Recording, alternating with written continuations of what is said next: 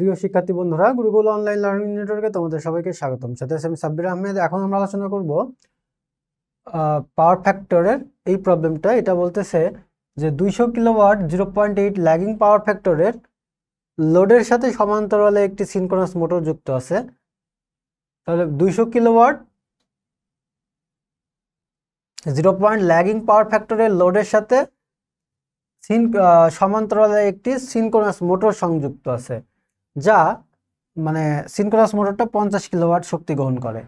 এই অবস্থায় সামগ্রিক লোডের পাওয়ার ফ্যাক্টর যদি 0.9 ল্যাগিং হয়, তবে মোটর কর্তৃক সরবরাহিত লিডিং পাওয়ার কেভি এর মান কত? মোটরটি কত পাওয়ার ফ্যাক্টরে চলতেছে? তার মানে ব্যাপারটা 200 কিলোওয়াট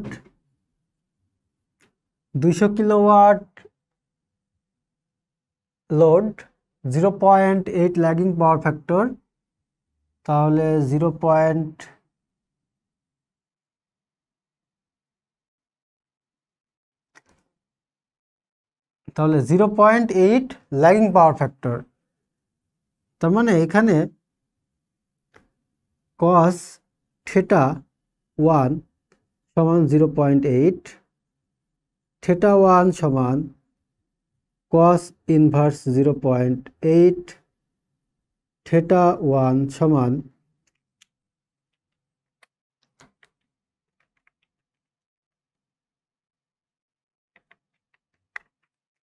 36.87 ডিগ্রি। তাহলে এটা থিটা 1 সমান 36.87 ডিগ্রি ল্যাগিং কাজ করতেছে। এখন এর সাথে কি করা হচ্ছে? 50 কিলোওয়াটের, তো 50 কিলোওয়াটের একটা সিনক্রোনাস মোটর, 50 কিলোওয়াটের একটা সিনক্রোনাস মোটর লাগাই দেওয়া হয়েছে। এই অবস্থায় পাওয়ার ফ্যাক্টর যদি 0.9 ল্যাগিং হয়, তার মানে এই যে এখন 0.8 ল্যাগিং ছিল, যদি একটা 50 কিলোওয়াটের সিনক্রোনাস মোটর লাগাই, তো সিনক্রোনাস মোটরটা পাওয়ারটাকে কি করে দিবে? ইমপ্রুভ করে দিলে তাহলে এইখানে চলে আসতেছে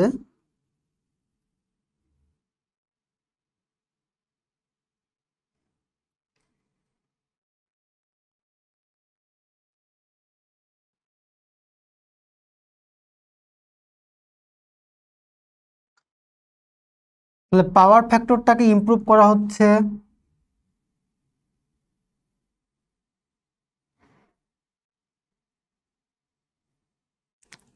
এই তো। তাহলে 200 কিলোওয়াটের চলতেছিল, 50 কিলোওয়াটের সিনক্রোনাস মোটর লাগাই দিলাম। তো এটা সিনক্রোনাস মোটরের যে পাওয়ার ফ্যাক্টর, সেটা তো ইমপ্রুভ করে দিলে পাওয়ার ফ্যাক্টর হচ্ছে সামগ্রিক লোডের পাওয়ার ফ্যাক্টর হয় কত? এই cos থিটা 2 সমান 0.9। তার মানে থিটা 2 সমান cos ইনভার্স 0.9, অতএব থিটা 2 সমান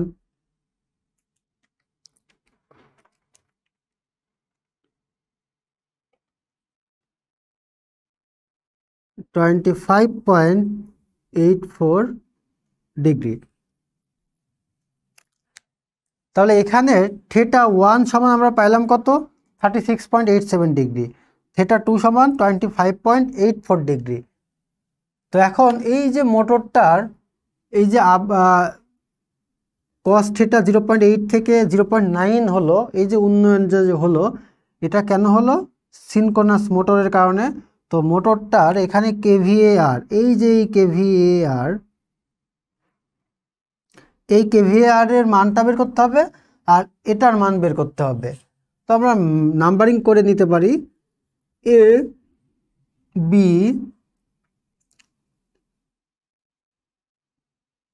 এখানে B D, C, ABC, D, E, F.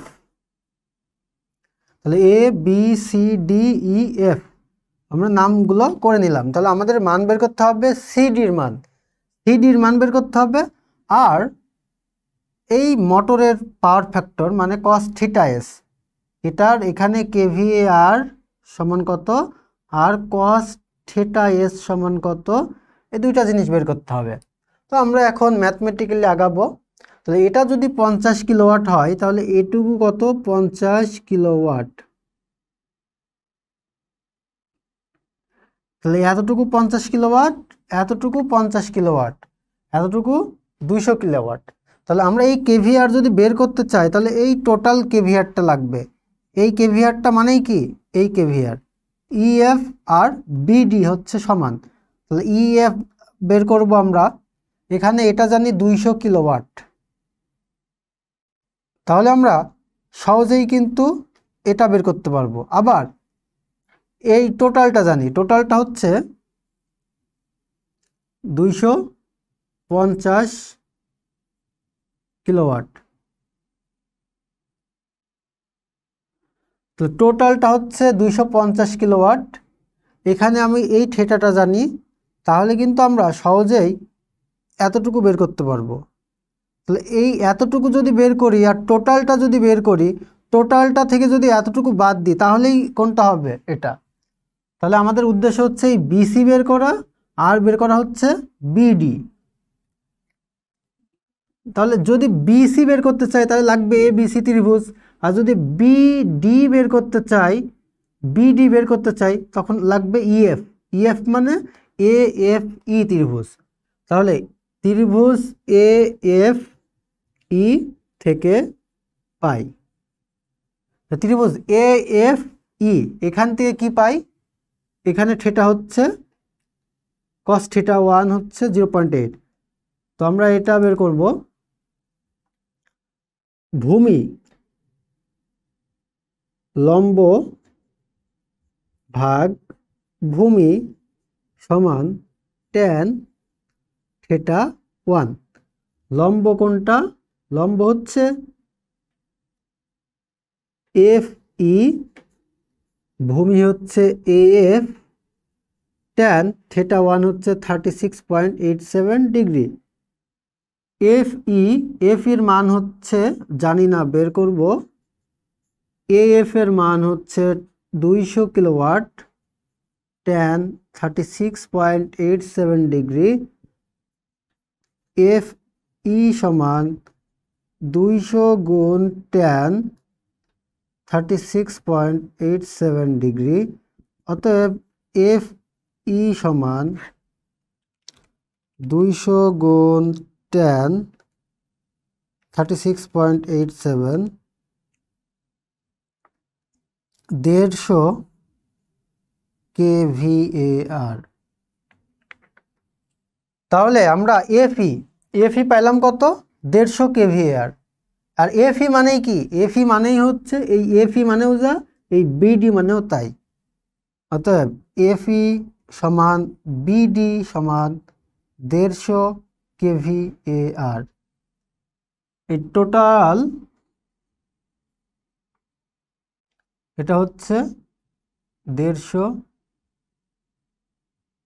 kVAR।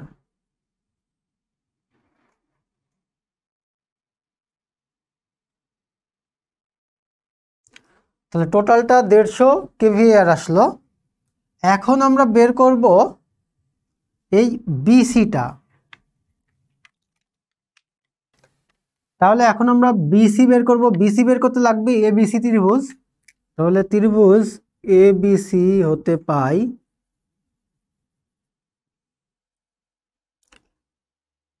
ভূমি লম্ব ভাগ ভূমি সমান tan থিটা 2। তাহলে এখন এই যে এ বি সি, এই ত্রিভুজে কি কোণ, থিটা 2। তাহলে লম্ব কত, লম্ব হচ্ছে বিসি, ভূমি হচ্ছে এ বি, এর থেকে বি পর্যন্ত সমান tan থিটা 2 মান হচ্ছে 25.84 ডিগ্রি। বিসির মান হচ্ছে জানি না, বের করব। এ বির মান হচ্ছে 250, tan 25.84 ডিগ্রি। তাহলে বিসি সমান 250 গুণ tan 25.84 ডিগ্রি। অতএব বিসি সমান 121.07 kVAR। তাহলে বিসির মান কত পাইলাম? 121.07 kVAR। এই বিসি এটা 121.07 kVAR। তাহলে আমরা এই কেভিআরটা পেয়ে গেলাম। এখন আমাদেরকে কি বের করতে হবে? এই সিডি। তাহলে এখন আমাদের উদ্দেশ্য হচ্ছে সিডি বের করা। তাহলে সিডি সমান কত?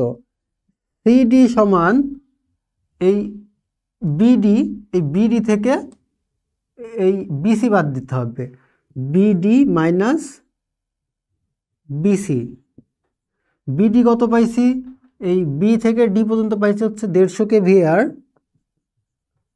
আর বি থেকে সি পর্যন্ত পাচ্ছি 121.07। তো আমরা 121 kVARও রাখতে পারি, 29 kVAR। তাহলে এখানে এই যে কেভিআরটা, এই কেভিআরের মান কত হলো? 29। তাহলে এখানে এতটুকু সিনক্রোনাস মোটর লাগানোর পরে কতটুকু কেভিআর পাইছি আমরা? 29।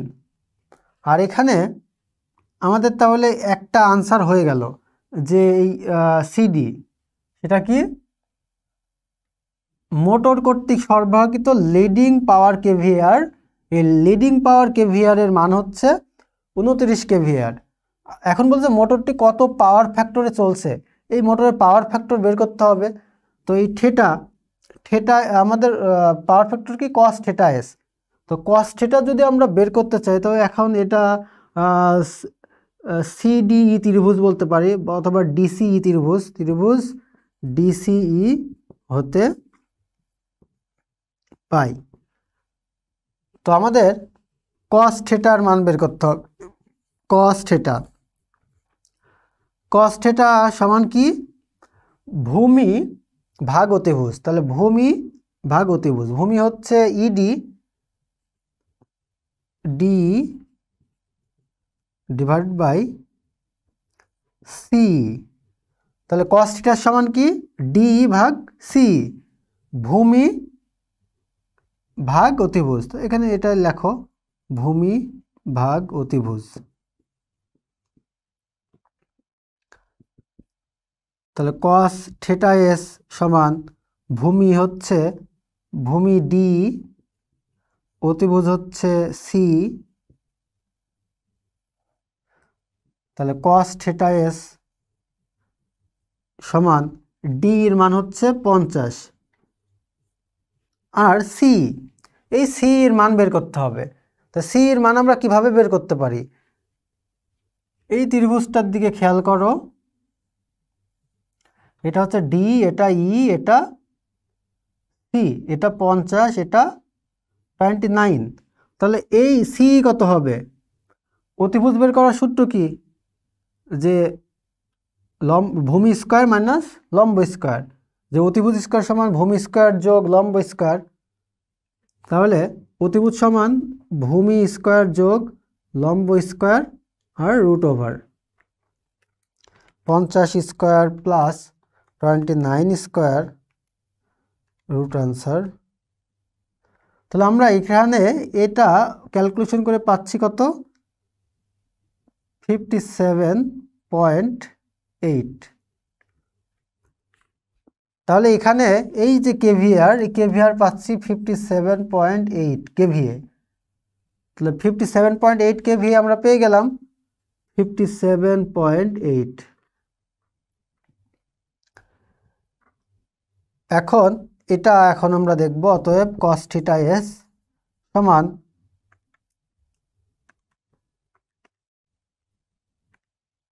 0.865। তাহলে আমরা cos θ s কত পাইলাম? 0.865। এটাই তাহলে সিনক্রোনাস এই যে মোটরটার পাওয়ার ফ্যাক্টর। তো মোটরটার পাওয়ার ফ্যাক্টর আমরা পেয়ে গেলাম।